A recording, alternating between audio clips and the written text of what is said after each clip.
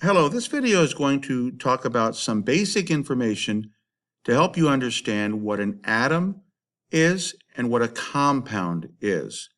An atom is the smallest single part of any element. If you break anything down to the smallest individual piece, you'd finally get to an atom. In our universe, there's about 115 different elements, and each element has a different atom of a different size that makes up that element. The very smallest element that has the smallest atom is hydrogen. This would be an example of a hydrogen atom. A hydrogen atom only has a proton in the very center of the atom in the nucleus, and surrounding and orbiting the proton is an electron. Now, this little blue ring wouldn't actually be there in real life. This shows the path of the electron as it would orbit around the proton. And this is a very small atom. That's why hydrogen is lighter than air, which mostly has oxygen and nitrogen, because there's very little inside this atom. One proton and one electron. And that's why the atomic number for hydrogen is 1, because the atomic number of an element just tells you how many protons are in an atom of that element. The number 2 element on the periodic table is helium. Helium has 2 protons in its nucleus and 2 electrons. In most atoms, the number of protons will equal the number of electrons. Helium has also 2 neutrons. Neutrons live in the nucleus of the atom. They're almost as big as protons, and all atoms have neutrons with the exception of hydrogen. So this is what a helium atom would look like. You'd have 2 electrons orbiting around the nucleus at a very high rate of speed, about the speed of light, and in the nucleus of a helium atom would be 2 protons and 2 neutrons. Now here's an example of a carbon atom. Carbon is number 6 on the periodic table, so it has 6 protons in its nucleus, and it also has 6 neutrons in its nucleus, and it's going to have 6 electrons that are orbiting around the center part, the nucleus of the atom. Carbon is much heavier, has a lot more mass than hydrogen or helium, but it's not nearly the biggest atom. The largest atoms have over 100 neutrons and 100 protons in their nucleus, and then they have over 100 electrons orbiting around the nucleus at a very high rate of speed. Now, in the natural world, we rarely find elements all by themselves. Normally, elements are combined with other elements, and those combinations of elements make the things that we use. For example, most of us eat salt from time to time, and salt is a combination of the element sodium and the element chlorine. And those 2 elements, the atoms of those elements, bond together to make what is called a compound. So next we're going to look at what compounds are and how they work. To talk about compounds, we're going to pretend that each one of these spheres is its own atom. So this would be an atom of chlorine, which would have protons, neutrons, and electrons. And this would be an atom of sodium, which has protons, neutrons, and electrons. Chlorine has 17 protons, 17 electrons, and then sodium has 11 protons and 11 electrons. In real life, sodium is very shiny. It's a metal, and if you were to happen to ingest it or if it touched water, it would explode. It's very dangerous. And by itself in real life, chlorine is a gas. It's normally kind of greenish, and it's also very poisonous.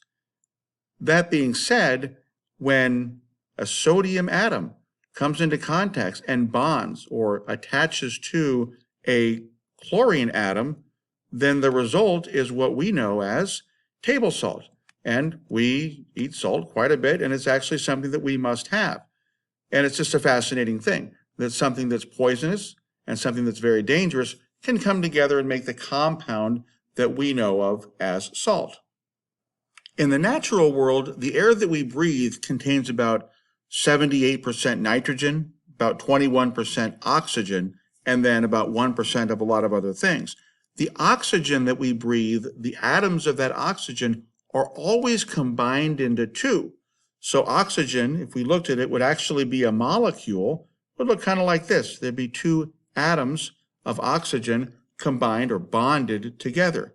Now, this is important. Here's a little salt over here. This is sodium and chlorine. They're bonded together. This is a compound, and this is a compound because these are different elements, atoms of different elements bonded together. Oxygen is not a compound. Oxygen is two of the same atoms, same element, bonded together. So it's a molecule. A molecule is more than one atom bonded together, but it's not a compound. So that's very important. Oxygen is not a compound, it's a molecule. Salt, which is sodium and chlorine, that is a compound, and it's also a molecule because it's more than one atom bonded together. Now, the water that we drink is a compound because it's different atoms, and it's also, of course, a molecule. Water has one little oxygen, and combined with it are two hydrogens. And that's why water is known as H2O, because water has two hydrogens. That's why we have two H's and then one oxygen. And so this would be something like what a model of a water molecule would look like. Now, the water that we drink would have trillions and trillions and trillions of these little molecules that look like this. And the salt that we eat would have trillions and trillions and trillions and trillions of these little compounds that would look like this. Of course, when they combine together, their properties change and they become white. Now, these compounds are pretty small. In the real world, we have a bunch of these compounds that are small, that when you add them up, when you put them together, we end up with the things that we can actually see and we can drink and we can breathe. We can see and taste salt, we can breathe oxygen, and we can drink the water. And that's because there's trillions and trillions and trillions of these compounds and molecules that add up to make things that we can drink, see, touch, and feel. Some compounds, however, are really, really complex. For example, this would be a compound of sugar. This would be one molecule of sugar. And again, there's trillions and trillions and trillions of these in any sugar that you might eat, but this is what one individual pure piece of sugar would look like, which is basically just a combination of oxygen, carbon, and hydrogen. And this sugar isn't even one of the biggest chemical compounds. Some chemical compounds have hundreds and hundreds of different atoms of various different elements all bonded together. The important thing to remember that in our real world, all of the things that we interact with, all of the things that we touch, almost everything is a compound. And it's a combination of different atoms, of different elements that are bonded together. One fascinating way of exploring compounds is by using this website called ptable.com, periodictable.com. At the top of this website is a little button that you can't see, but it's called compounds. If I click that, it changes the format and it gives me this little box here. It says drag elements inside to create compounds. So we'll drag the sodium, pull it over here, and then what's left, everything that's white won't bond with sodium, but everything that's not white, that's the same original color, it will. So for example, I can get this chlorine, pull it over there, and then on the left side, sodium chloride, that's what this is called, which is table salt that we like. This is the most common compound that you get from sodium and chlorine. However, there are different other compounds that would include these other elements. So for example, gold can be added in, and you would have sodium chloride, sodium gold chloride. That's probably a very rare compound. I don't know if it tastes like salt or not, but that's something that would exist in nature, and it would have one gold, 4 chlorines, and 1 sodium bonded together. Now, with this, there's also potential to have some oxygen added and some, well, that'll be all. So then you'd have sodium tetrachlorate hydrate, which is a very big compound that has all of these different elements inside of it. Now, some elements bond with lots of different things, and you can make lots of different compounds from some elements. For example, oxygen bonds with almost everything.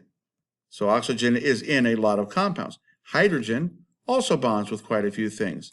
That being said, atoms over here, these gases like xenon, for example, only bonds with very, very, very few things to make just a few compounds out of xenon. Krypton, even fewer things. and then things like gold.